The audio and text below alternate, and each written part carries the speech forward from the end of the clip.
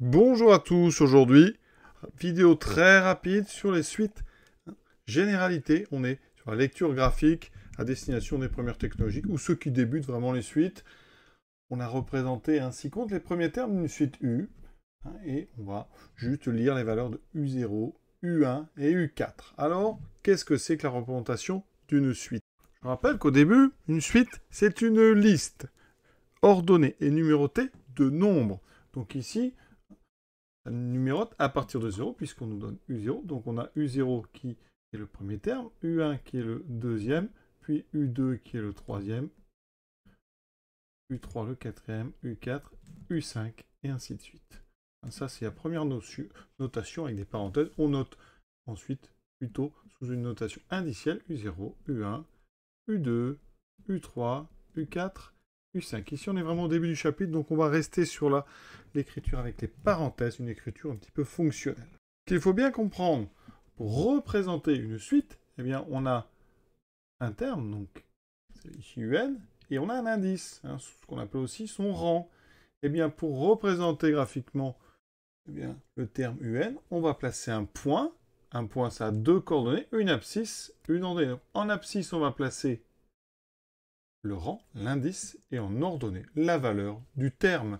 Donc ici, on a plein de points qui ont chacun une abscisse et chacun une ordonnée. Et donc, pour chacun des points, vous voyez, eh bien, on va pouvoir réussir à déterminer un terme de la suite. Et ça dépend vraiment de l'abscisse. Alors, pour avoir donc U0, il faut chercher l'abscisse. Alors, je rappelle que l'abscisse, c'est l'axe horizontal. Donc, chez les suites, c'est là où on va lire la valeur de n. Et l'axe vertical, c'est l'axe des ordonnées. C'est là qu'on va lire les valeurs de U de n, d'accord? Donc ici, le premier point qui m'intéresse, c'est celui qui est le plus à gauche, celui-ci.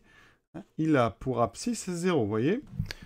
Si je veux lire l'abscisse d'un point, je vous rappelle, on prend le point et on l'envoie sur l'axe horizontal. Donc ici, on tombe sur 0. Ça veut dire que ce terme, c'est le terme donc de rang 0. Et il faut lire son ordonnée. Son ordonnée, c'est ce qu'on lit sur l'axe vertical. Vous voyez, ici, c'est 2. Donc ici, on a le rang qu'on lit sur l'axe horizontal. Donc je vais plutôt mettre maintenant la flèche ici pour indiquer le rang. Et ici, pour trouver donc la valeur du terme, eh bien, il va falloir aller lire le nombre qui est ici. C'est un 2. Donc là, c'est le terme. Donc, on en déduit, ici on doit le rédiger, eh bien, on a donc le point de coordonnées 0, 2, et ça nous indique que U0, donc le terme de rang 0, est égal à 2. Je répète une autre fois, ce point ici, il a pour abscisse, donc 0. J'envoie le point sur l'axe horizontal, vers le bas.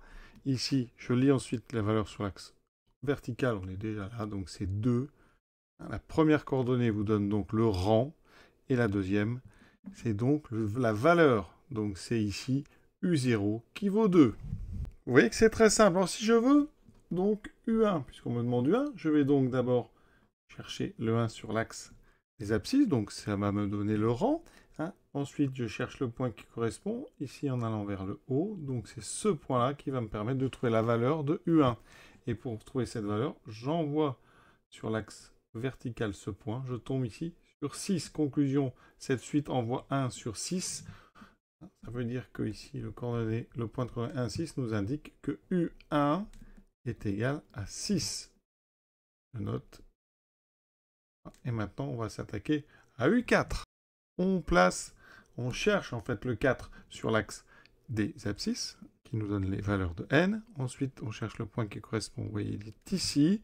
Et on envoie ce point sur l'axe vertical. On tombe entre 6 et 4, donc sur 5.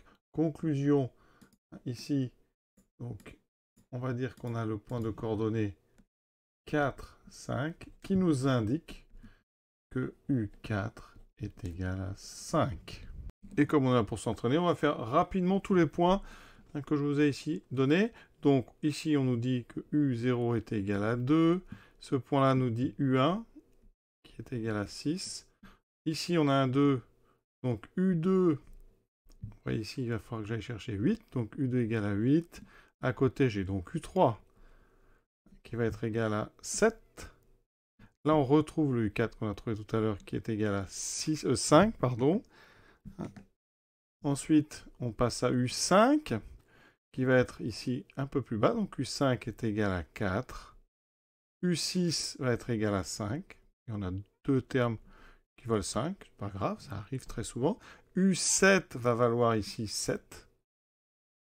Et on a le dernier terme, donc U8, qui vaut 9. Et j'ai été lire 9 ici. Voilà. C'est simple. J'espère que vous avez bien compris. Il n'y a pas de difficulté à lire comme ça les valeurs d'une suite quand on a ce qu'on appelle un nuage de points. Voilà, à très bientôt.